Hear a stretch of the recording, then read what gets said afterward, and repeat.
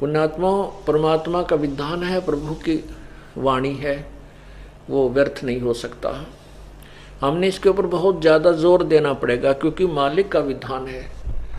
जैसे पहले जंगली लोग होते थे, वो विधान को कम मानते थे, गलती करते थे, उनको सजाएं दी जाती थी। फिर धीरे धीरे शिक्षित समाज हुआ तो अब अपराध एकदम कम बने और आम जन साधारण बहुत डरता है भी कहीं गलती ना हो जाए। ठीक इसी प्रकार जब हम इस परमात्मा के विधान से परिचित हो जाएंगे, ना हम चोरी करेंगे, ना ठगी करेंगे, ना डाके डालेंगे, ना रिश्वत लेंगे और ना ही अन्य कोई 2 नंबर का काम करेंगे। जब तक हम परिचित नहीं हैं तो हम 100 गलतियां कर जाते हैं। तो ज्ञान सुनने से, सत्संग सुनने से, परमात्मा का विधान पढ़ने से, प्रभु की वाणी पढ़ने से हम सचेत होंगे और फिर बुराइयों से बचेंगे और परमात्मा पाएंगे।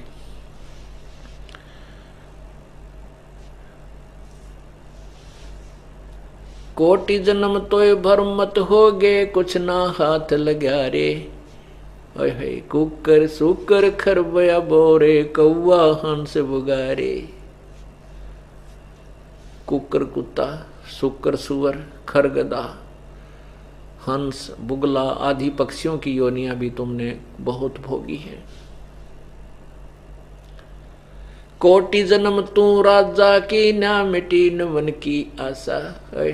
जैसे ये 2 मंत्री जी थे और ये इनकी आशा तो बहुत थी कि अभी मंत्री पद ग्रहण किया है, बहुत कुछ उद्धार करूंगा, ऐसे करूंगा, ऐसा संशोधन करूंगा, तो लेकिन वो आशा तो मिटी नहीं, शरीर मिट गया। कोटि जन्म तू राजा की, ना मिटी न मन की आशा। भिक्षुक हो के दर दर घूम्या, मिला न निर्गुण रासा। जैसे अपने पुण्यकर्मों के कारण श्री नानक जी वाली आत्मा सतयुग के अंदर राजा अम्बरीश थे, बहुत ही पुण्यकर्मी थे, परमात्मा से डरने वाले थे, प्रजा उनके राज्य में बड़ी सुखी थी और स्वयं भी भक्ति किया करते थे, जनता को भी भक्ति करने की प्रेरणा देते थे। उन्हीं पुण्यकर्मों को स्वर्ग में समाप्त करके उसके बाद फिर कुछ शेष पुण्यों के आधार से वो राजा जनक बने, वही आत्मा। और राजा जनक के समय भी वो बहुत ही अच्छी भक्ति करते थे, पुण्यकर्मी प्राणी थे। सुखदेव जैसे ऋषि जो पूर्व जन्म की साधना से सिद्धि से आकाश में उड़ जाते थे तो भी मोक्ष मार्ग नहीं था, स्वर्ग में रहने का उनका स्थायी निवास नहीं था, उस सुखदेव ऋषि ने भी राजा जनक जी से उपदेश लिया। इतने वो अधिकारी थे। और फिर राजा जनक वाले शरीर को त्याग करके स्वर्ग गए, स्वर्ग में अपने पुण्यों को क्षीण करके त्रेता युग में, अब कलयुग के अंदर वही आत्मा फिर श्री नानक जी के रूप में अवतरित हुई। पहले तो राजा, वो वही आत्मा राजा थी, नौकर खड़े रहा करते हाथ जोड़े, और वही आत्मा पुनः क्षीण हो जाने से फिर स्वयं श्री नानक जी सुल्तानपुर में एक नवाब के यहाँ नौकर लगे। अब ये याद दिलाई जाती है, परमात्मा कहते हैं कोट जन्म तू राजा की, ना मिटी न मन की आशा। भिक्षुक होके दर दर घूम्या, मिला ना निर्गुण रासा।